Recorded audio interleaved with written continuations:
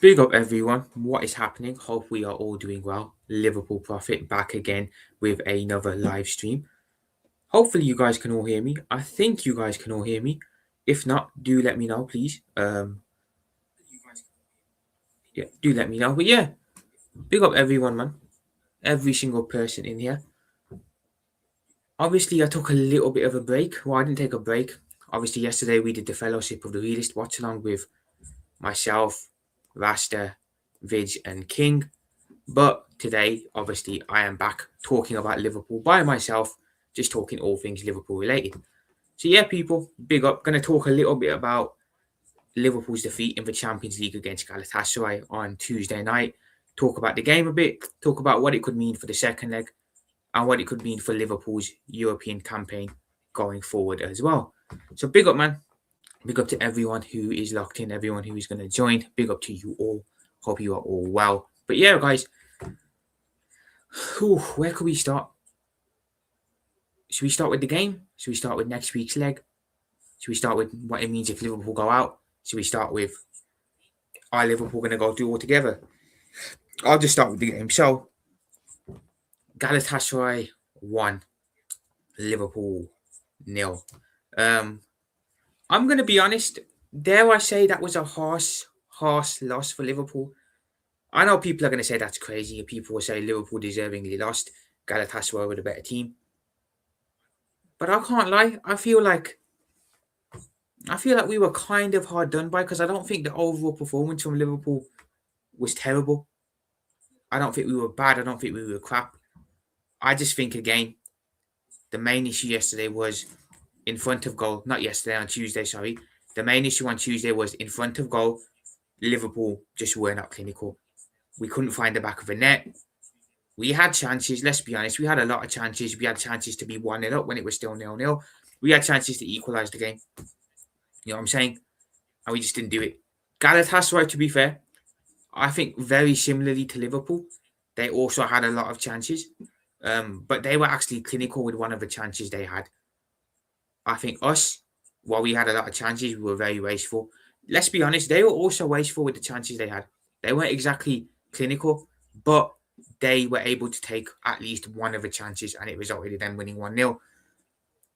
The overall performance for me, if I compare it to the game a couple of months ago, back in September when we played them in the league stage, the performance was better from Liverpool. I felt it was a better Liverpool performance this time around. It felt like we learned a bit more, and again, while in the game in September, I felt Liverpool were terrible all around. While I felt Galatasaray sat in a low block, frustrated us. Liverpool were absolutely diabolical in that game. We were dire, didn't deserve anything out of it. We were flat. This time around, the result is the same. That was a 1-0 game. This one's also a 1-0 game. However, for this one, I feel like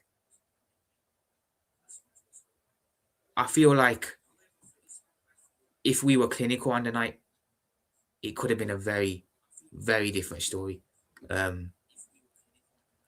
Players that I think let us down a bit, I think Ekatike is one. Ekatike is a player that I don't really enjoy criticising. I don't like criticising because for me, he's been our summer signing this season that's come in and actually hit the ground running. He's been the only signing I feel personally has been good for Liverpool. Well, actually, he's been amazing, to be fair. Come in from a different league and hit the ground running. But let's be honest, in recent weeks, he's been struggling.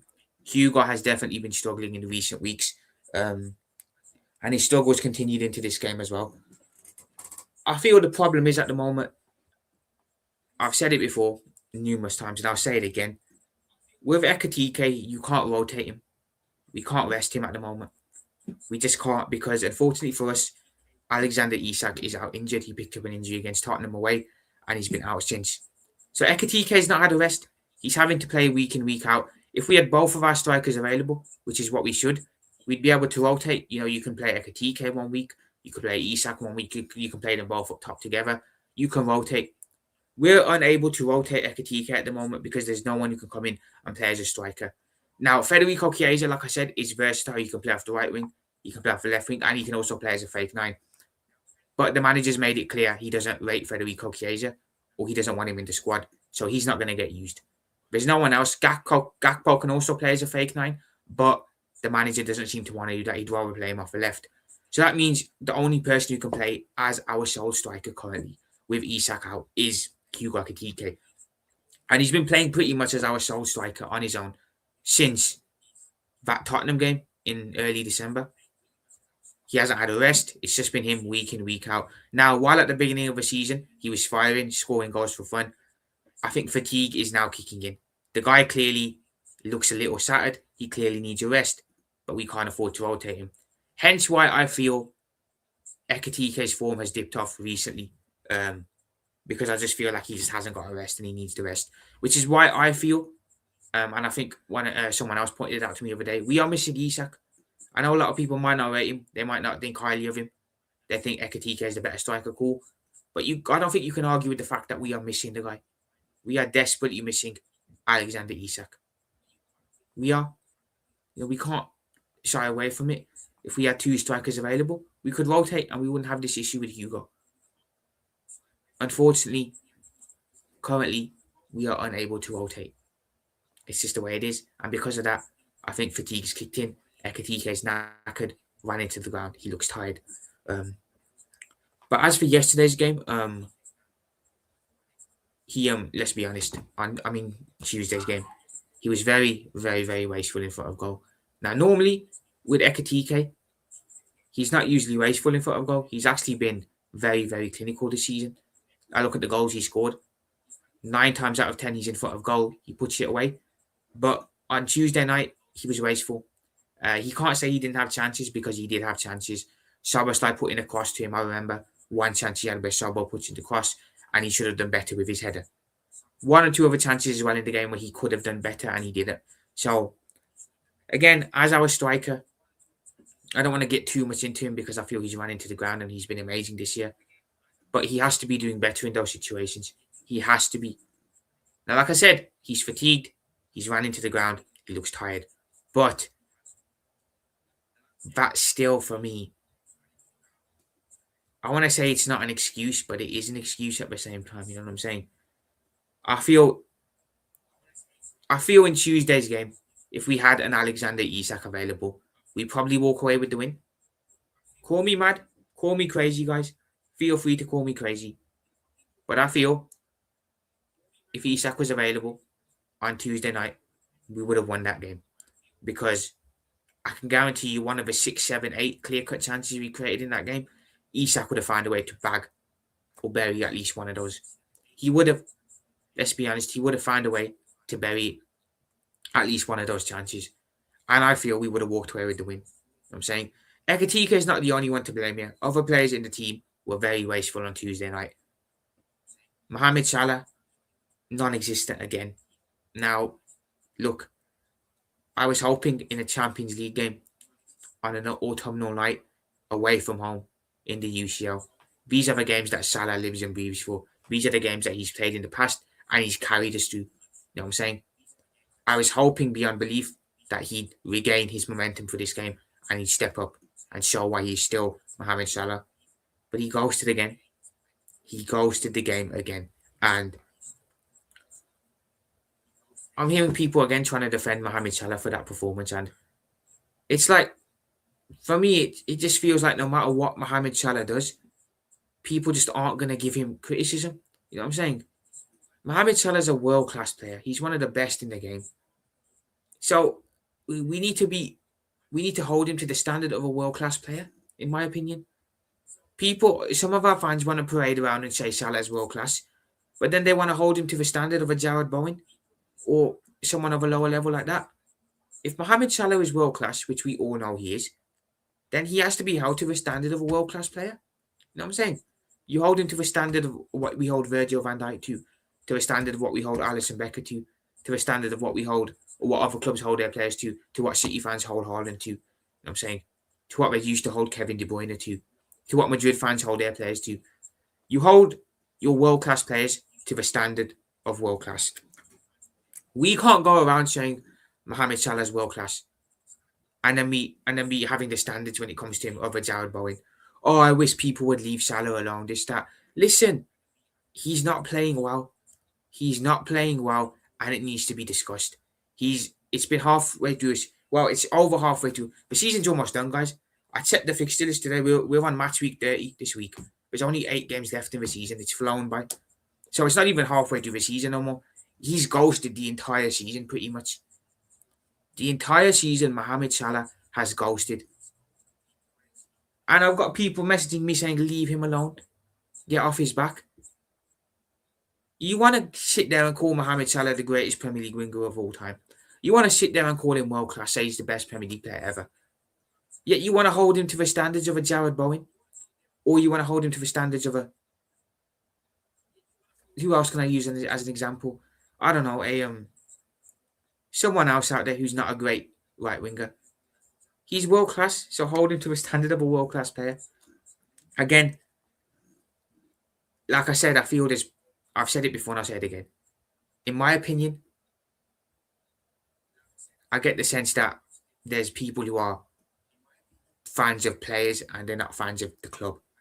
And I think Mohamed Salah at Liverpool is the prime antithesis of that. That's nothing against Salah. I still love the guy personally. He's not my favourite Liverpool player of all time, and he's not my favourite in the current squad, but I still love him and hold him in high regards. However, there's fans out there who I feel are fans of a player at a club. They support the club because they like that player.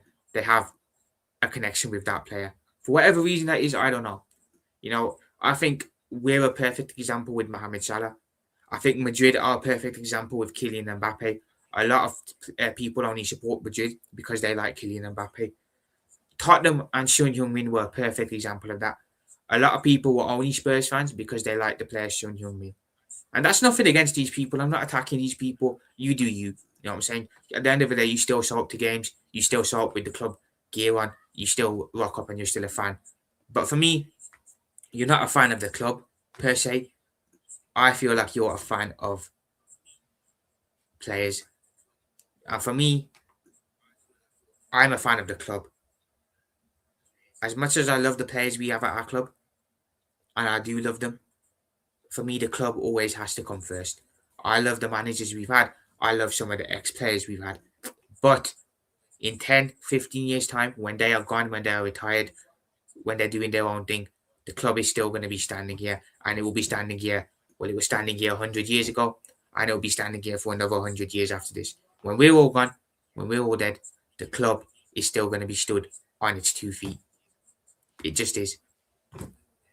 So, I think, again, if you support a team or club, you have to support the club and not a certain player. Now, I support Liverpool Football Club. I don't support Mohamed Salah. I do support him because he plays for Liverpool, and of course you back him. But I'm not only supporting because of him. I'm not only supporting Liverpool because of Alisson Becker. I'm not only supporting Liverpool because of Virgil van Dijk or because of Florian Wirtz or anyone else in the team. I support the club.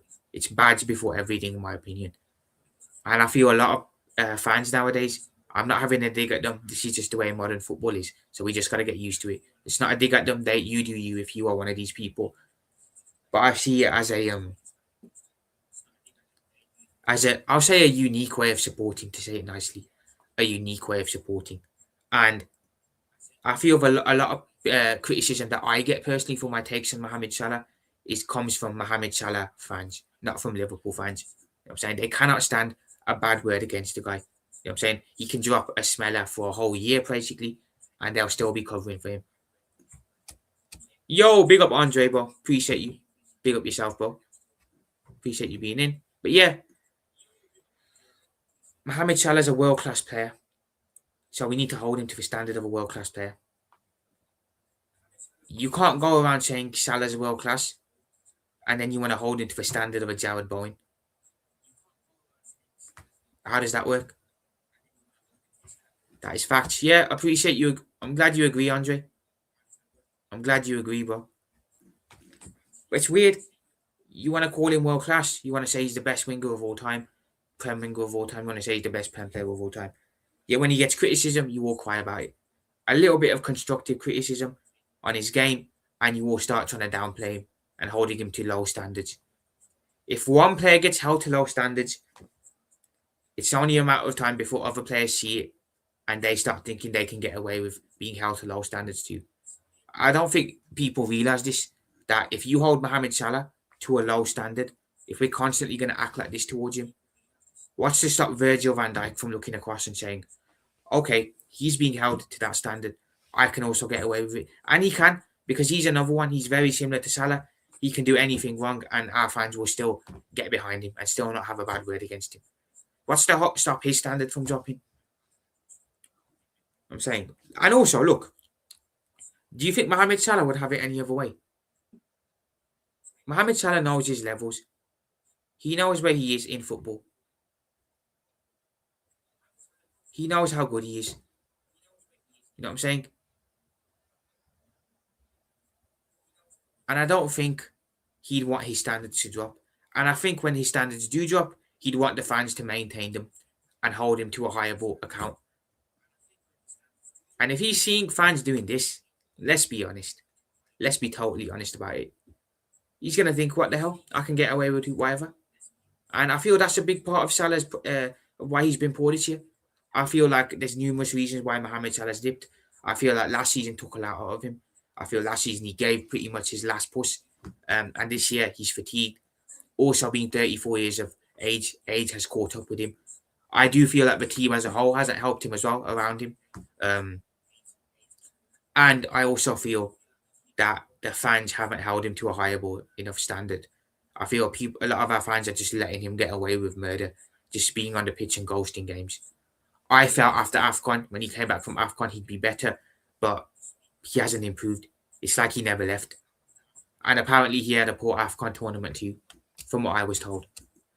Flo was very poor in that game. I think he was Andre. He's another one. I think I touched on Ekatike being poor. I've touched on Salah being poor. And Wirtz is another one that I think was poor. He had a chance to. I don't know if it was at 1-0 or if it was at 0-0. But he had a chance to bag and he just completely... Well, it was a good save by the keeper, but he should have scored. I can't remember if it was at 1-0 or if it was at 0-0. But Wirtz should have bagged. And there was a couple of other chances I think Wirtz had in the game where he should have done better and he didn't. So there were a lot of players that were so wasteful. I don't think the performance overall was bad. I see a lot of people online saying our performance was terrible, this, that. I don't think our performance was bad. But I don't think we were good either. You know what I'm saying? It was definitely an improvement from the game in September. Don't get me wrong, it was definitely an improvement from that game. But overall, if you don't take your chances in a football game, this is what happens. We've seen this before. We see this all the time. We see it all the time. A team can have all of the possession, can play over nice football, but if they can't put the ball in the back of the net, you can have a team that plays horrible football, that parks the bus every game, doesn't have a lot of the ball, and scores a goal when they get a chance and they win the game. What shoes would you rather be in? The team that plays the good football and doesn't win? Or would you rather be the team that plays the horrible football and wins? I know what I'd rather be. I know it's very controversial. Obviously, ultimately, we all want to win playing a certain way. We all want to win seeing our teams play good football. But the result is the important thing at the end of the day. Like I said, the first time around we played Galatasaray, they sat in a low block. And they frustrated us. They scored their goal from the Osman penalty first time around. And they sat in a low block. Liverpool had about 68% of the ball in that first game. And we couldn't make anything happen. Couldn't really create. We were just lackluster and completely devoid of ideas in that first game. Hence why we lost. Because we know Liverpool's kryptonite is a low block. If you play a low block against Liverpool, we're screwed. Every single team that's played defensive against us, Liverpool struggling. We couldn't beat Burnley at home, who played defensive. Couldn't beat Leeds at home, we played defensive. Couldn't beat Sunderland at home, we played defensive. Couldn't beat United at home, we played defensive. Actually lost to them. Who else have we played this season? And they played a low block against us. Bournemouth away, couldn't beat them. Played a low block, lost. We have a big issue against defensive teams at the moment. And we've always had this issue. We had it under Jurgen too. But the thing under Jurgen was we were just that good that you couldn't stop us with all the attacking power we had. We just break through. Now, under Slot, it's become a big issue. Let's be totally honest. It's become a very, very big issue. We cannot break down a low block to save our life. We just can't. And it's a problem. It's a problem. Because against teams that give us space, we're brilliant. We can do bits. We can score goals. We can look good. Brighton, 2 times we played Brighton this season, we've absolutely battered them. Beat them at Anfield 2-0. Beat them at Anfield again in the FA Cup a couple of weeks ago. Brighton are a team who like the ball, play out from the back. They play expansive football. And Liverpool thrive against a team like that. Against a team like Spurs under Ange Postecoglou last season, we've thrived against them. I think we scored about 10 plus goals against them last season. Scored 6 at their ground in the league, 5 at their ground, at our ground in the league when we won it. Scored 4 past them in the Carabao Cup too. Against a team with space and a team that gives you room to run in behind, we look good. We look very good. But against a team like a Burnley, a team like a Sunderland, like a Leeds, that's where we struggle. A team that's going to sit completely back, give us the ball, and say to us, you come on to us and break us down. Big up Abdul, bro. Big up Abdul. Hope you're well, man. We are very inconsistent. FSG need to understand something needs to change end of the season. They have to. Abdul, we have to. I read some story today, and I don't know how genuine it is, so take what I say with a pinch of salt, but I did read somewhere that FSG apparently aren't happy with Hughes and Edwards. Something like that they're not happy with what's happening at the club. Because at the end of the day, FSG are in the background in this whole thing. They're not the people that I'm giving the blame to here. I blame this more on our sporting directors, like I said, and I've said it numerous times. They're the ones who are overseeing the football side. They're the ones who FSG brought in to oversee everything football related, right? So Slaughter still being here is probably on them because they haven't gone to the owners and said the change needs to be made. They are deliberately trying to stick with this guy. Football performances, results, loss and draws unacceptable, yes. And it's been like that all season, Abdul. Now, I said this earlier on and I'll say it again. I looked at the fixture thing today. We're on match week 30. We're on match week 30 this weekend. There's only 8 games left in the league. It's strong. The league's flown by this season. Absolutely flown by. There's only 8 games left. So Slot won't go now. It's too late in the season. They won't make the change now. But the fact that they didn't make the change all season, the fact that they stuck with him for a whole year when we were as bad as we were, when the results were as bad as they were, when the football was as bad as it was, is criminal in my opinion. It's completely criminal. He should have been sacked, in my opinion, before Christmas. During the time period where we lost 3-0 at home to Nottingham Forest and we lost 4-1 at home in the Champions League that same week to PSV Eindhoven, that's when he should have been gone. That's the period where Liverpool should have pulled the plug. If that wasn't bad enough, the period, was it in January where we lost to Bournemouth 3-2 and we had a bit of a dip? He should have been gone then as well. And he wasn't. So they've waited and waited and waited. They've tried so hard to make this work. I feel like they're hoping beyond belief that he's going to pull off a miracle here and do something mad, and he isn't. So at the end of the day, they're the ones who are going to look like idiots. He better be gone before preseason. He better be gone before preseason, Andre. Like I said yesterday, I'm 70-30 on the whole Slot situation currently. I'm 70-30 on it. I'm 70% sure he'll be sacked in the summer. Or he'll depart mutually. I'm 70% sure he'll go. But then 30% of me also feels like he could stay. Because I just get the sense of our sporting directors that they are stubborn as anything. That's just the sense I get. And if we wait and we stick with Arne Slot and Xabi Alonso goes elsewhere, we are in a whole heap of trouble. So they better do the right thing in the summer and sack the guy. Just do the right thing. Please do the right thing.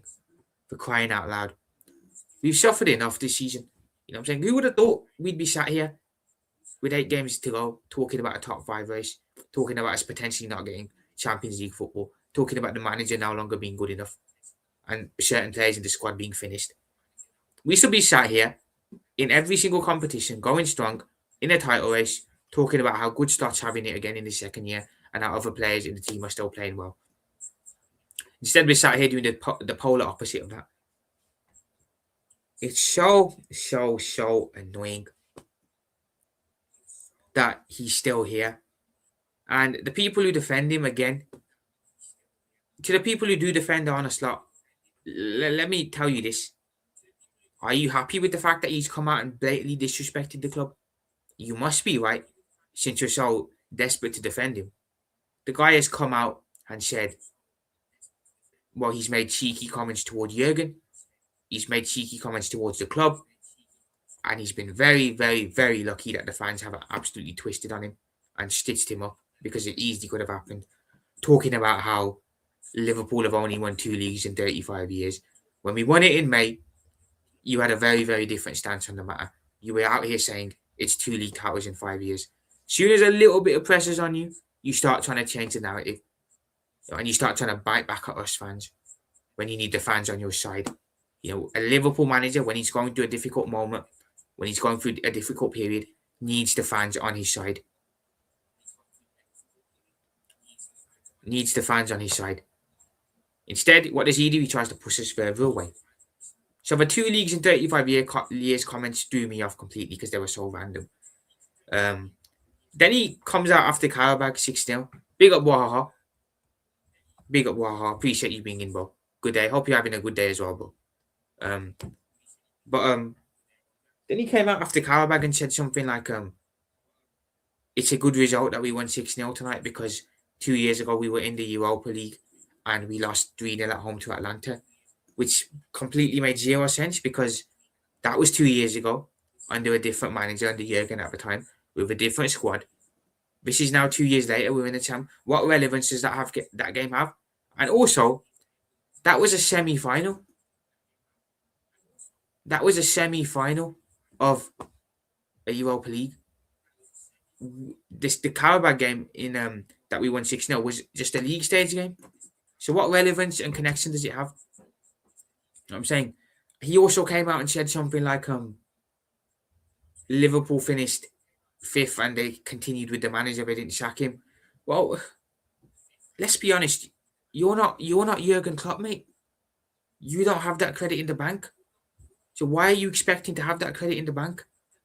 Klopp built up the connection with the fans, the city, over the span of 8-9 years. He built that up. You've been here a year and you're already expecting to have that? No. I'm saying no. So if Slot hadn't come out and done this, if he hadn't come out and undermined the club, if he hadn't come out and started sending shots at the fans, sending shots at the club, sending shots at Klopp, I would have been open to being won over by him or won back over by him. Now, with the things he said off the pitch, it's not going to work.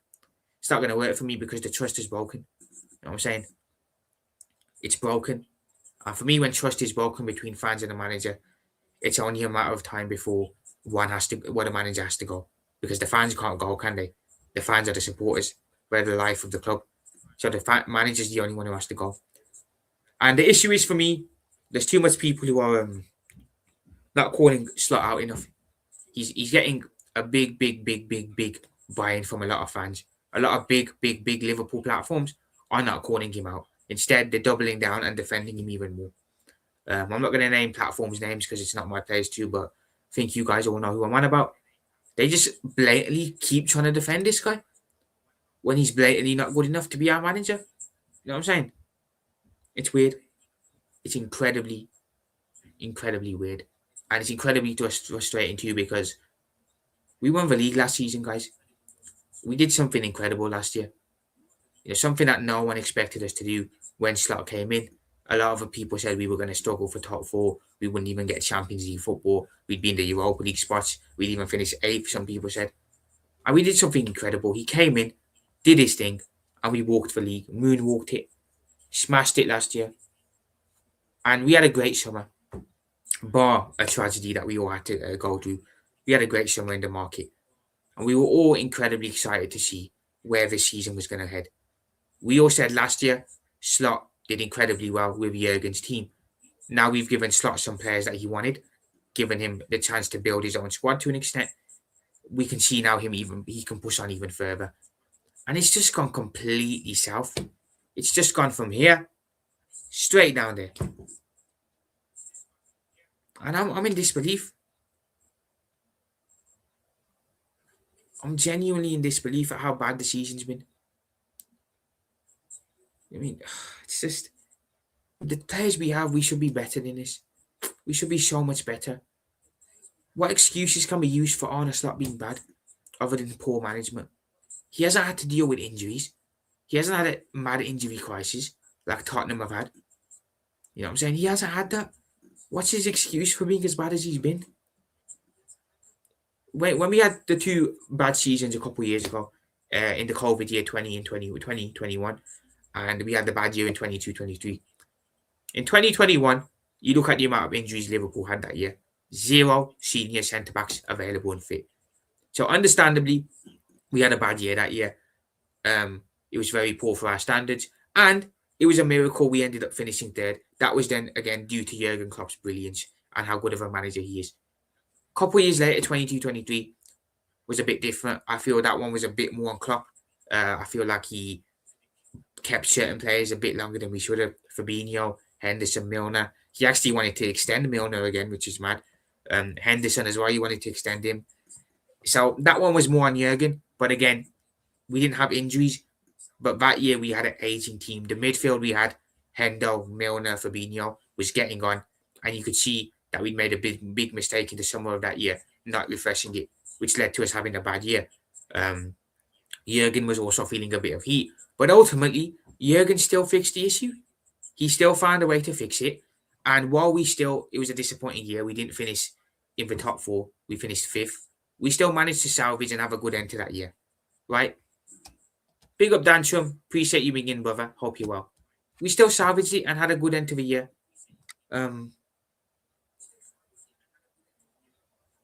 This season, I can't for the life of me see the excuse of what people are going to use as to why we are where we are.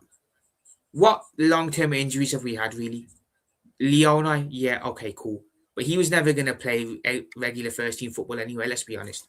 He wasn't. Bradley is one I'll give the manager. Bradley's out. Frimpong's been in and out too. So we haven't really had a right back for a couple of times this season. We haven't had a right back available. Isak as well as one. I'll give him Isak. And Ekitike has now been running to the ground, so we're seeing a problem develop there. Other than that, we haven't had a crisis, like a full-blown injury crisis where we can go, you know what, the manager's just having a bad time with it. He's got a lot of injuries and he's just trying to work his way through it. Slot has had, bar 2 players, a full squad for most of the year. You know, and Bradley was available up until January as well. The only one who's been out long term is Isak. So what's his excuse for being as bad as he's been? People are going to try and say it's a transitional year. Well, that's not what people were saying in the summer when we had the summer that we had, and we were talking about retaining the league, going deep in the UCL and doing well in the cups. No one was talking about transition then. It's just excuses. Excuse. And I hate excuses. I hate them. Because we're Liverpool Football Club, lads. We are royalty when it comes to England. We're the biggest and we're the most successful club in English football. We have the most major honours, and everyone looks to us as the biggest club. But this season, our actions have been the antithesis of that. They've been the antithesis of that. You know, we've not called out certain players who are world class for being poor.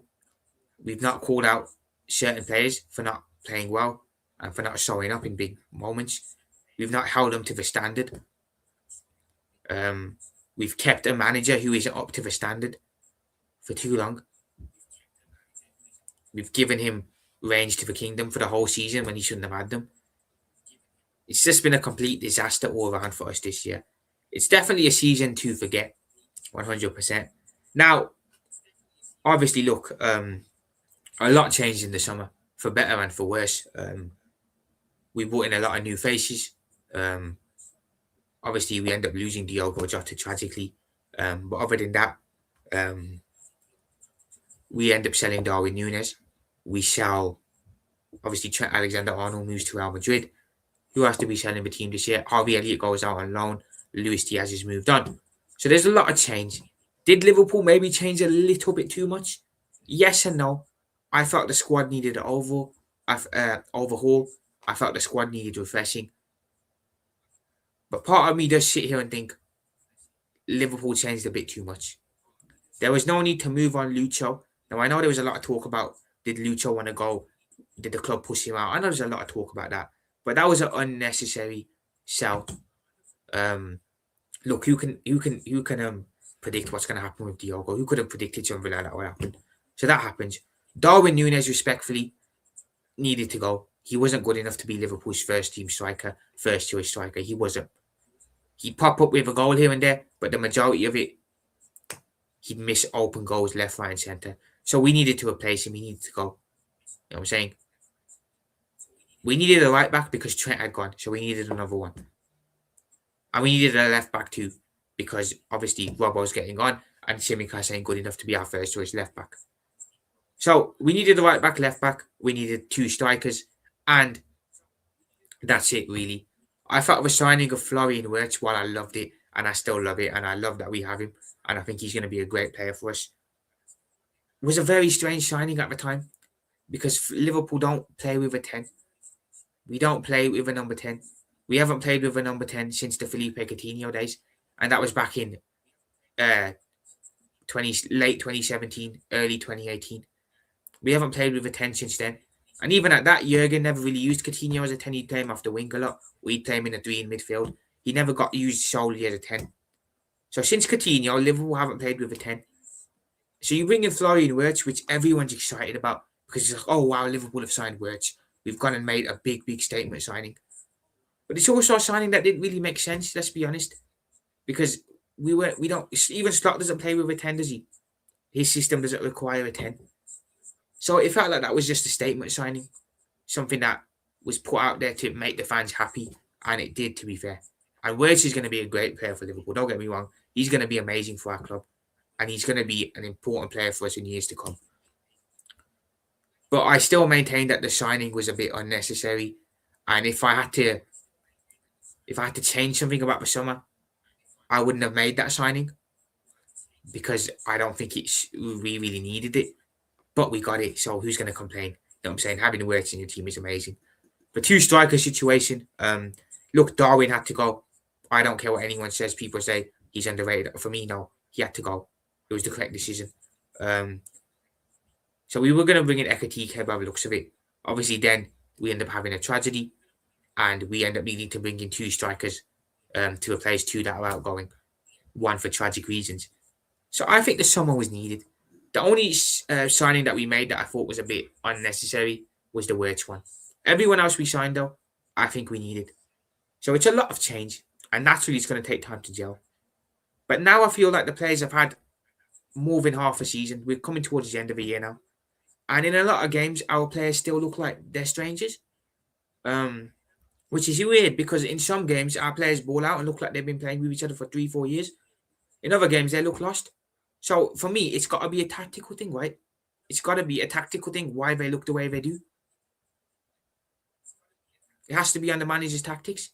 Against Wolves, our players look like they never met each other.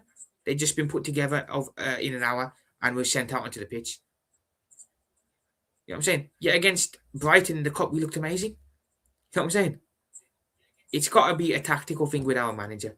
It's got to be a tactical reason why sometimes the players are able to look so good and sometimes they look so bad. Like I said, when we play Stott's system, when the players are playing his system, that's when we seem to look bad and lost.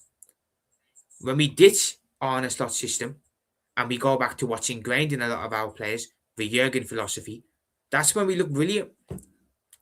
Like against Newcastle, we look brilliant. Brighton, 1 or 2 other games in the season too that I can't remember off the top of my head now. That's when Liverpool look at their scintillating best. The quality is there in this team, guys. It's there. We've got Florian Wirtz here. One of the best playmakers in world football. Will be a world-class player one day. I don't think we can call him world-class just yet, but he will become world-class eventually. You've got Mohamed Salah here, who's had a bad year, but he's still a world-class winger. You've got Virgil van Dijk here, a world-class centre-back still. You've got Alisson Becker, the best keeper in the world. You've got the likes of Ekatike, a good young upcoming striker who looks like he's going to be a big, big, big player for Liverpool in the future, and he will go on to be world-class. You've got the likes of Soboslai, McAllister, Gravenberch here. You know what I'm saying? You've got the likes of Konate, who on his day is a very good centre-back. You know? You've got Federico Chiesa here, who's good. You got Frimpong who can play versatile. He can be right back, or right wing. Another very good player. Bradley, a great right back. Kirkes coming into his own now, looking good. You know, two young centre backs coming through in Jaquet and Leona, who are the future for us. Our players are good. We've got a very, very good squad here. Why are we where we are in the league? Why? I'm sorry, with the squad we have, we should be 20 points clear.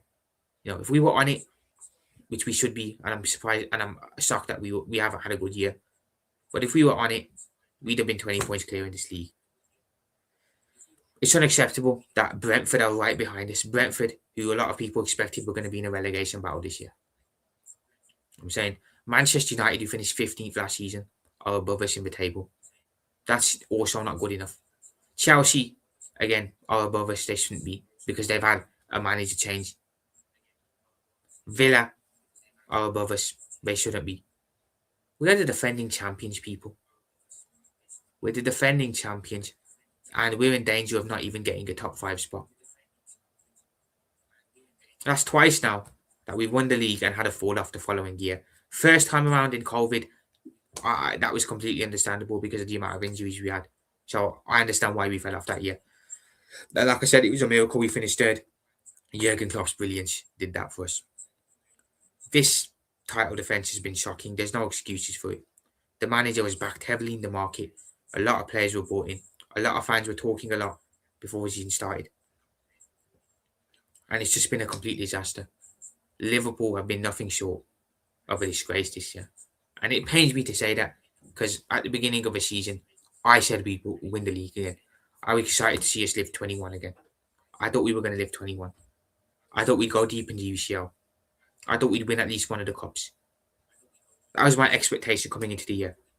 Now it looks like we could finish outside the top 5 and not win a single trophy. It's just, it's hard. It's soul destroying what's happening at Liverpool, people. It's soul destroying to see a club you love in a situation like this. You know what I'm saying? Now, I've said this and I'll say it again. Villarreal, what am I on about? FSG for me currently, I'm not blaming them because they back the manager heavily in the market. We've always said FSG need to spend money, they need to back the coach. They did that in the summer. So they're not to blame here. However, if come the summer, Slot is still our manager going into next year, that's when they are also going to be put in the Hughes and Edwards bracket for me. Because then there's no chance that they don't know what's going on. Let's be honest. I've seen Liverpool are going to apparently have a review at the end of the season. Look, let's be honest. That review, Slot is not making it through it. He's not. Unless he wins the Champions League, he's not making it through that review. So logic tells you he has to be sacked. But I'm not going to rule out him staying. I'm not going to rule the possibility of Arne Slot being kept on as the Liverpool manager. Because like I said, if there's one thing I've noticed about our sporting directors and I've learnt this season, they are stubborn beyond belief. Richard Hughes and Michael Edwards are stubborn people. They put their pride and their personal pride above the well-being of our football club. That's what they've done this year. Ego-driven maniacs who won't admit that they're wrong. So I feel like at the end of the day, while we all think and hope he'll go, we have to also be prepared for the possibility of the fact that he could stay. Like I said, I'm 70% sure he'll go. Because part of me feels like they're also smart people and they can't miss the opportunity with Alonso available. But another part of me feels they're egomaniacs. They don't want to admit that they're wrong or made a mistake and they're going to continue to stick by this. Who knows? Who knows, right? But back to the game, guys. I went a bit off topic there. Apologies. We weren't bad on the night. I don't think Liverpool were bad. But the clinicalness cost us big time. Not being clinical was a problem. Like I said, I feel if we had Alexander Isak available, I think we walk away from that game with the win. Galatasaray were also wasteful because they also had chances in that second half and the first half. The difference is they were clinical with at least one of their chances. We were. I mean, second half, Liverpool, I expected us to come out firing a bit more. We didn't. We didn't look great in that second half either. If anything, Galatasaray were better. The last 10 minutes, I thought we'd pin them in and we'd put pressure on them. It was too end to end for my liking. You know what I'm saying? Defensively, we were poor yesterday. On Tuesday, sorry. That was a big issue. Every time Galatasaray went forward, Liverpool were at sixes and sevens back there. We were so defensively all over the place. You know what I'm saying? Kanate did some good things in the game, but then he also had some bozo moments. You know, the defense every time Galatasaray went forward looked so vulnerable, and every time they went forward, I was like, "Oh crap, they're gonna score, they're gonna bag." I was worried. You know what I'm saying? So that was a problem. Defensively, we were all over the place. Our defending from set pieces is terrible. Their goal came from a set piece. We can't defend set pieces to save our life.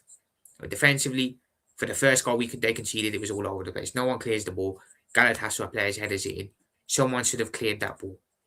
They should have. Shocking what they didn't. Let's be honest. I have to say this as well. Mohamedashvili for me was very, very, very iffy. He was very suspect. He made one or two good saves in the game, but his his kicking out from the back, his ability to play out from the back is not there.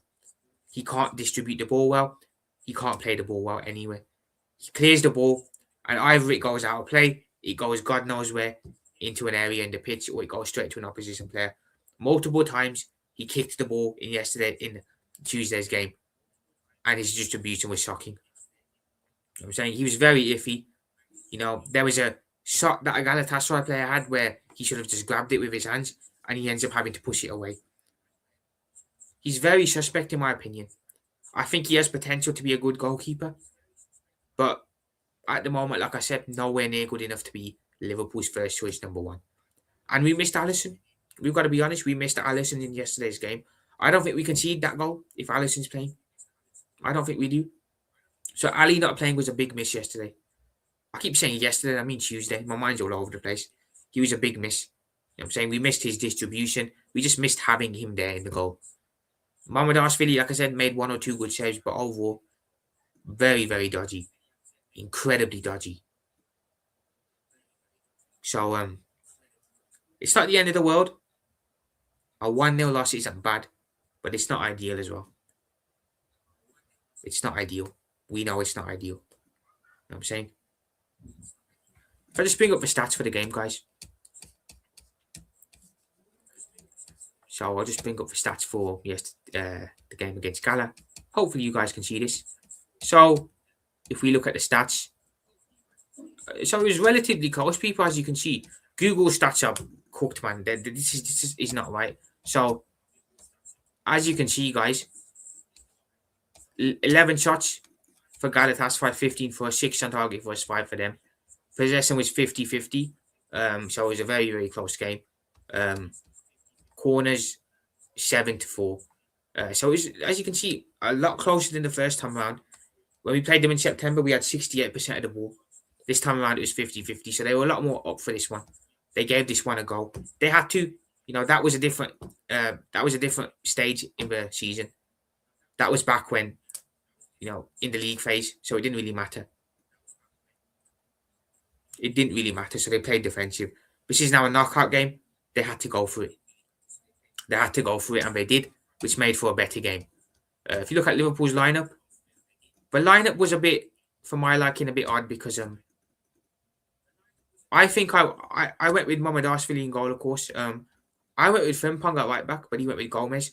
Bit weird, but I don't have a problem with it because Joe is still very experienced. The midfield double pivot, he went with Maka. I actually had Szoboszlai next to Gravenberch. I don't know why he didn't put Sowa in the 10.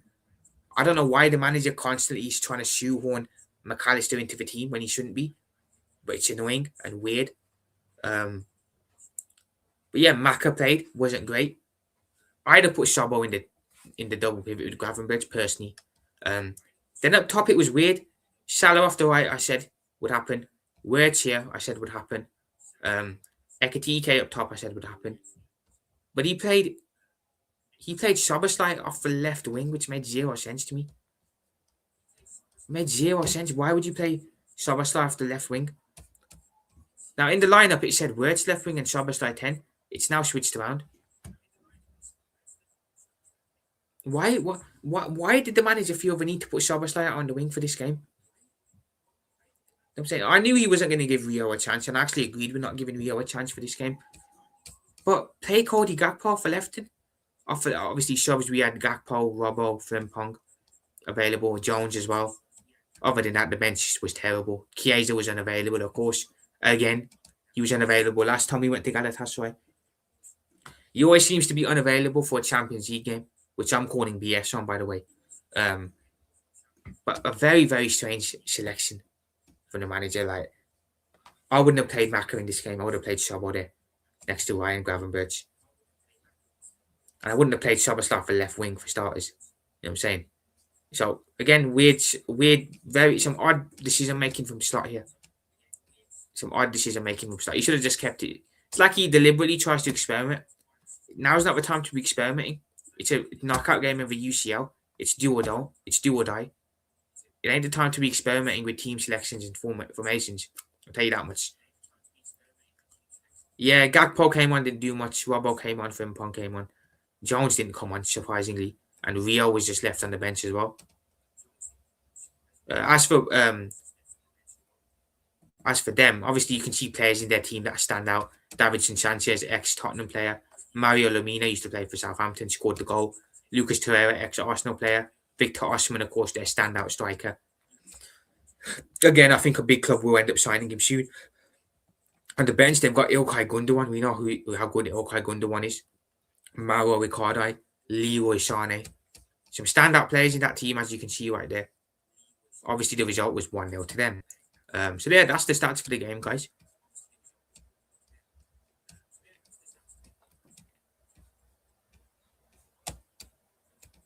Apologies, let me just get myself back in the middle. I don't want to see Flo on the wing this game. For the second leg, he can't. The manager, he has to keep it. Just no experimenting.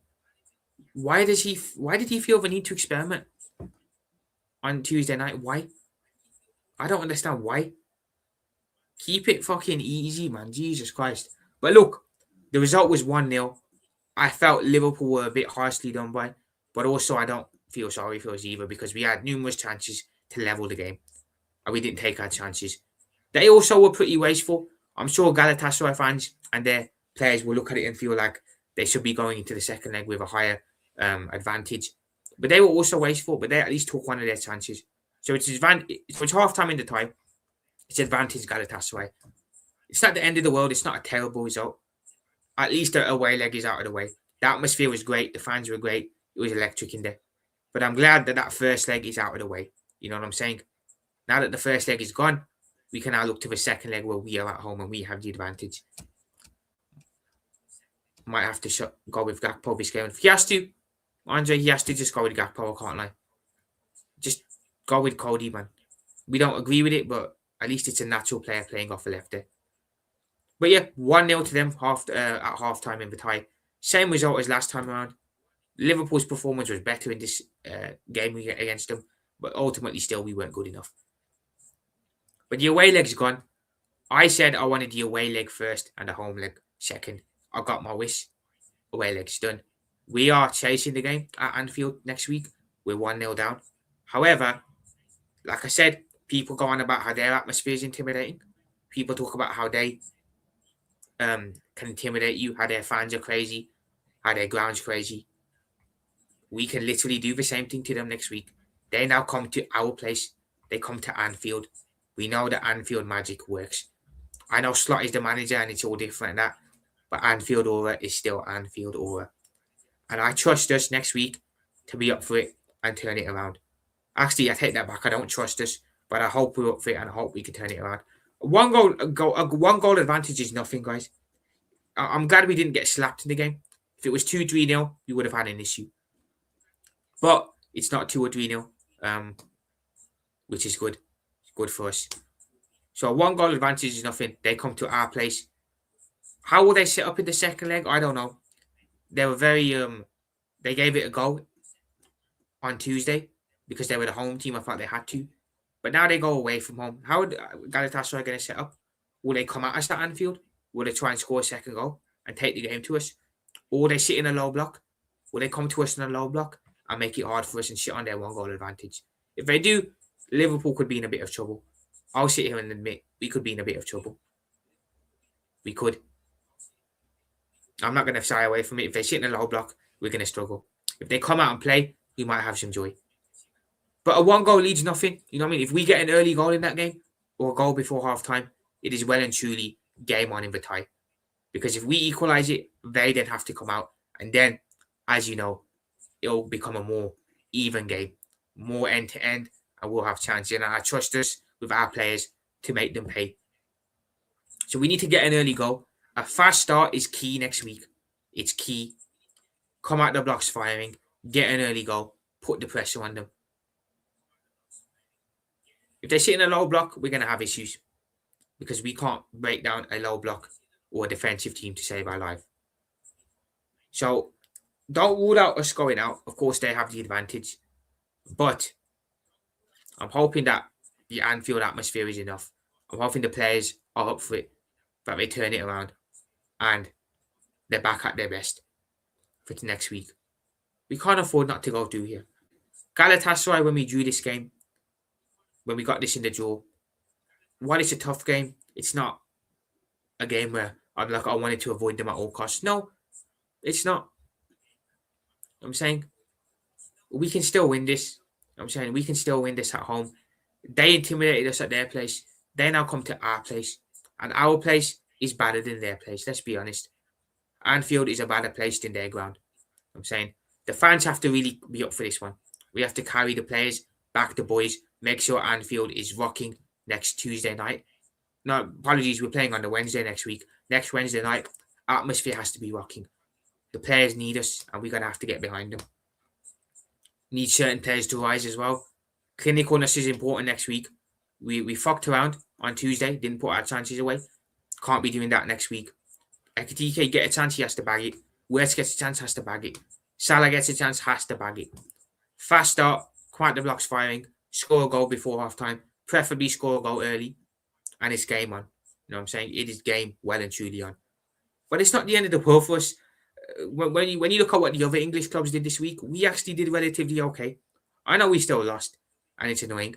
But when you look at what happened to the other English clubs, we're not too bad. We take a 1-goal loss. We're chasing the game 1-0 in the second leg. I'll be honest, 3 of the English teams are already out. 3 of them are already out after the games yesterday. 3 of the English clubs are pretty much dead and buried after the first leg because they got absolutely obliterated. We haven't. We still have something to play for going into that second leg. So, yeah. But yeah, guys, these are last night's Champions League games and the results and the other results from the other nights. It is mad what happened last night. England have properly disgraced Europe this time around. But yeah, as you can see, guys, the results. So obviously we lost to Galatasaray. Not a bad result. Newcastle did incredibly well. I did say, didn't I, guys? I said it. I said Newcastle at St. James's Park would make it hard for Barcelona. They were going to give them a game. And they have. Newcastle gave them a game. Should have won the game. Should have walked away with a lead going to the Camp Nou next week. A very, very silly decision from a Newcastle player last minute. Penalty gets given away. And Barcelona take it back to the new Camp Nou with the advantage. But Newcastle were brilliant against Barcelona at St. James's Park. Atmosphere was crazy. They were up for it. I feel like they were hard done by personally. Very, very hard done by. But they still have it to play for. You never know. You never know. So they put in a good shift. Tottenham got absolutely obliterated, lads. I was watching this game. When I did my match reaction, I had this on in the background. My, oh my. They got absolutely obliterated. I believe they played their second choice goalkeeper. I feel so bad for the guy. Made 2 mistakes. And you know what, that Karius had that same feeling. You just want the ground to open up and swallow you whole. You know, you play an inexperienced goalkeeper in a Champions League round of 16 game away at Atletico Madrid. What was their manager thinking? I feel bad for that keeper. Hopefully he can make a comeback and he can learn from this. But look, Spurs got obliterated. I think everyone expected Atletico to make it through anyway. They did score 2 goals, to be fair, but Atletico were just too much. Their quality was too much. Experience was too much. The know-how was too much. And this tie is pretty much over. Going back to the second leg at the Tottenham ground, it's pretty much done. And Tottenham, of course, in the relegation battle, we played them at the weekend. Discuss more about that tomorrow and Saturday. But really, if you're Tottenham, you probably play a weaker team in that second leg and focus on the league and league survival. But that's done pretty much going into the second leg. So that's over. Atletico drew. Leverkusen surprised me against Arsenal. Bayer Leverkusen surprised me against Arsenal. They really put it on them. They took the game to Arsenal yesterday at home. And let's be honest, Arsenal were lucky to get a point in that game. You know, the penalty that Arsenal got given, I'm sorry, never a penalty. I looked at it back. Absolutely shocking that was given as a pen. It was never a pen in a million years. Never, ever, ever. So Arsenal caught life, given a pen that shouldn't have been given a pen. Leverkusen rightfully will feel aggrieved because they were the better side on the night. But again, they have it to play for going at the Emirates. At the Emirates, though, Arsenal having the home advantage, you'd expect them to turn this around. You'd expect them to turn it around and win overall, being the home team. But you never know. So Arsenal, similar to Liverpool, have it all to play for next week. And then you look at what happened to City and Chelsea. Oh my God.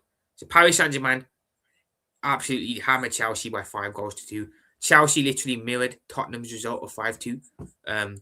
Weird, because I was watching the game with the rest of the lads yesterday, and Chelsea didn't actually play well. Actually play bad at me. They didn't play bad. They took the game to PSG. They were aggressive.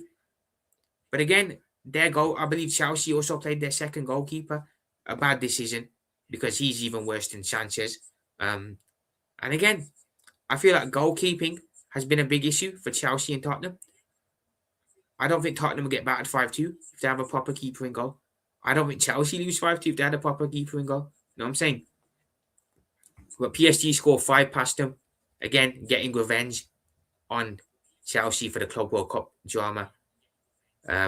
This tie is pretty much done as well. I know they've got to take it back to Stamford Bridge next week, but come on. There's no chance Chelsea are making a comeback against Paris Saint-Germain like that. So that's done. Chelsea and Tottenham pretty much out. And then City Madrid as well. This is a tie that surprised me.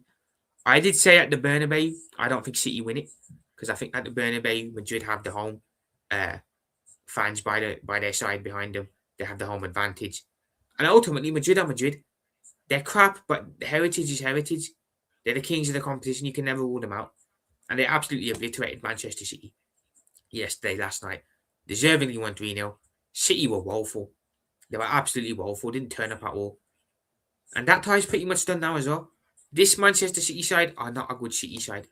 They are not capable of turning a 3-goal deficit around at home. They're not. They're just not. So that tie is done for me pretty much. I think Madrid are through. And credit to Madrid because I don't think a lot of people gave them a chance. I said that the first leg would be a draw because Madrid are home. And I said City would beat them the second leg. But they absolutely obliterated City. Absolutely obliterated them. So 3 of the English clubs are pretty much out after the first leg. You know, Spurs are gone. Chelsea are gone. City are gone. All after the first leg. Which is crazy. Absolutely crazy. It's only really us and Arsenal who have got it to play for. We obviously have we're chasing a 1-goal deficit. And they're, of course, tied at half, going into the second leg. But Spurs are gone. Don't see them making a comeback against Atletico. I'm sorry. Chelsea are not making a comeback against PSG. I'm sorry. Only team that I think could potentially turn it around here is City. I think if City are on it, and we know Madrid have the capability of being crap sometimes. If City are on it next week, they can turn this game around. But I don't think they will because I don't think City are that team this year. But it's not the same City side they once were. But I don't see Spurs turning it around. Don't see Chelsea turning it around. City can turn it around. They're the one team that I think have the capability of turning it. But I don't think they will. I think Madrid have done enough to get to the quarterfinals. So yeah, it looks like we could only have 2 English teams advancing to the quarterfinals. Liverpool and Arsenal. And even that's not a guarantee. It's mad. Absolutely mad, guys. I just move it off the screen. But yeah, good night of Champions League football last night. I enjoyed watching it. It's not often that I enjoy watching football games nowadays, but I enjoyed watching that game. It was a good watch, a very very good watch. But we have it all to play for next week. Other English clubs don't. They're pretty much out. They're just playing for pride. Us, look, we still have the chance to go through here. Arsenal, similar, still have a chance to go through. So let's get through here. It's not going to be easy. We haven't got an easy road. If we're going to get to the final, we have to be on it. Because we make it past Galatasaray, we're going to play Paris Saint-Germain or Chelsea in the quarterfinals. Most likely Paris Saint-Germain. So it'll be a rematch of last season's round of 16 game.